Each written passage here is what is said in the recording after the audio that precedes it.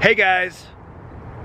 Is that like a law or something that YouTubers have to say, hey guys? Anyways, so thanks for watching my video, and please consider subscribing. Dude, what are you doing? I'm shooting my YouTube video. I know, but there's a whole planet. Why do you have to stand there? Because everyone knows this empty parking lot gets the best reception. Good call. Guys, this is the problem with life. Thanks for watching my video, and I hope to see you soon. Keep subscribing. So my dad had retired, and my mom and dad would come out to LA for about 4 months a year during the winter. And my dad loved Jay Leno because he loved cars. My dad would build hot rods and rode motorcycles and just loved cars and was a mechanic, a really good auto mechanic. So he came out here and he would just go over to Jay Leno's show and he'd walk around and just ask people if they had an extra ticket.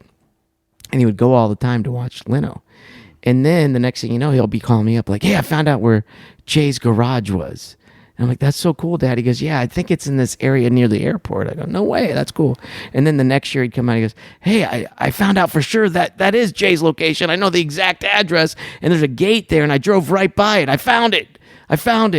I'm like, wow, that's cool. And then the next year, I went up to that gate where Jay's garage is, and I knocked on the gate, and I kept knocking, and no one came, but I was knocking on the gate. I wanted to see those cars. I go, Dad, you can't be stalking Jay Leno, the #1 comedian at the time, when your son's trying to become a comedian. You're gonna get arrested, bro. You can't just be knocking on Jay's gate as some strange man. He's like, I don't care about Jay Leno. I care about his cars. I mean, I like Jay Leno, but I don't care. I want to work there. I want to work there. I'm gonna ask for a job. I don't care if I even get paid. I want to go work on his cars. I just love cars. I know he's got the best car collection. I'm all right, Dad. Simmer down. The next year he's like, I knocked on the gate, and the head of the place came out and talked to me and said hi. And I found out his name, and he's like, tell me his name. And I'm like, no way. That's cool, man. And then the next year, I knocked on the gate. The guy came out. He talked to me for like 20 minutes, and I asked him for a job. And he laughed. He goes, well, we don't hire anybody here. We're just, and then he goes, can I see the cars? He goes, we don't just show people the cars. And then like the 6th year, I knocked on the gate. The guy came out. You're not going to believe it, Jay. He showed me he pulled me. You want to see the cars? I'll show you. Jay wasn't there, but he showed me all the cars, and then I asked him for a job, and I go, I'll work for free, and he just laughed. He goes, I'm not going to give you a job.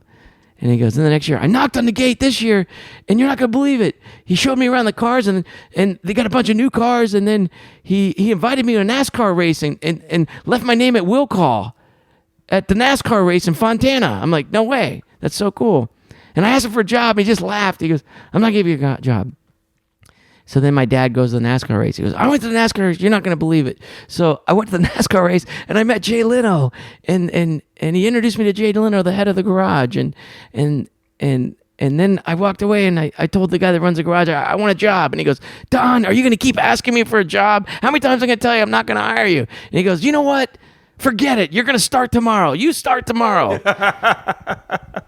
And he got the job, right? And then Jay would pay him cash money. He was making more money retired than he did.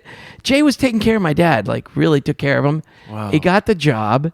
And it goes to show you ever heard that you just got to keep knocking on that gate? Don't take no for an answer? Yeah. It's almost like my father was trying to teach me how to make it in entertainment, how to be confident and never give up. Be cool, keep knocking. You know what I mean? It's like these comedians that would come to the Dublin show. I would book a lot of them, and they'd get their shot, but they'd have to bring it. If they didn't bring it, I might not book them again, and they would know why, because they would feel the set they had, right? So if you want to showcase, make sure you're ready. Some people get delusional, and these delusional comics aren't ready. Now, I'm not saying I won't book them again, but give it some time to breathe. Come back when you're more prepared and you have a better set. You know what I mean? But it goes to show you, you got to keep knocking. You got to keep knocking. It's all about determination, persistence, never giving up.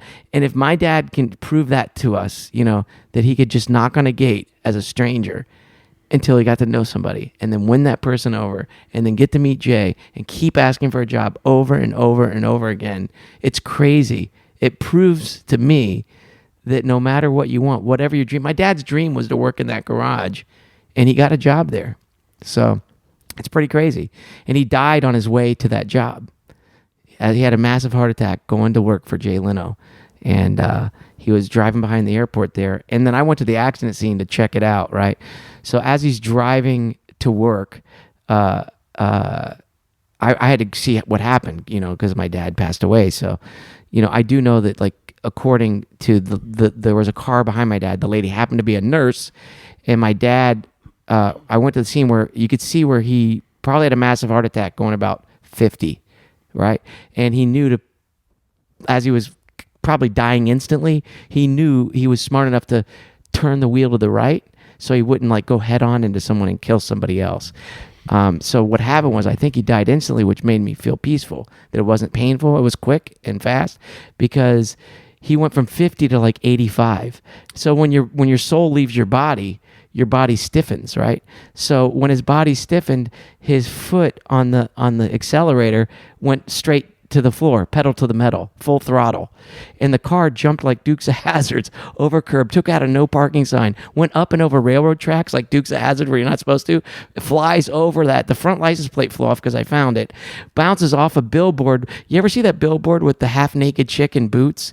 Yeah. That's the last thing my dad saw before he died. The boot warehouse. Yeah, exactly. So, and it's still the same sign from like 10 years ago. It's still out. So every time I see it, it reminds me of my dad and makes me laugh, because it gave my dad a massive heart attack, that hot chick with the boots.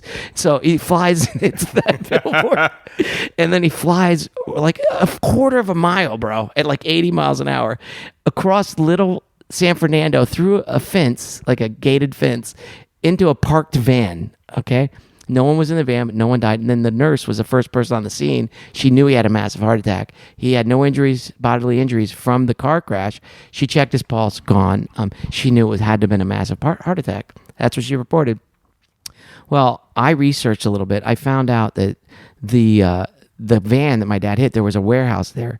And on the side of the van, it said D. Davis Wholesale Electricity, right? And then I was like, D. Davis, my dad's name was Don Davis. I'm like, what does the D stand for? I called the company, the D stood for Donald. The name of the company was Don Davis Wholesale Electricity. My dad had an electric personality, and he loved a good deal.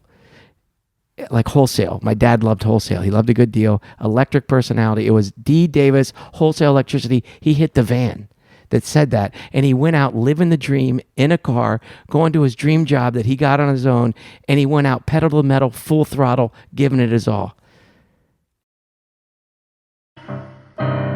Pocket party.